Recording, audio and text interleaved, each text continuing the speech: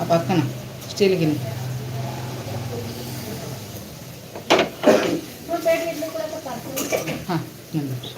లేదు మరి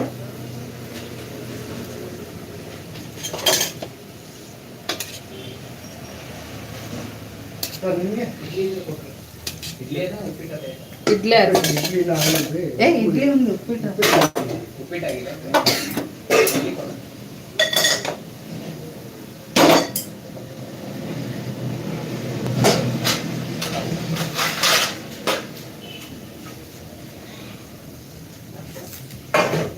ఎన్ని ఇడ్లీలు ఇంకా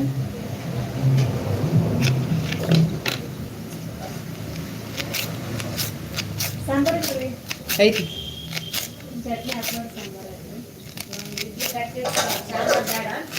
ಸಾಂಬಾರ್ ಚಲೋ ಇರ್ತದೆ ನೋಡ್ರಿ. ಸಾಂಬಾರ್ ಚೆನ್ನಾಗಿರ್ತದೆ.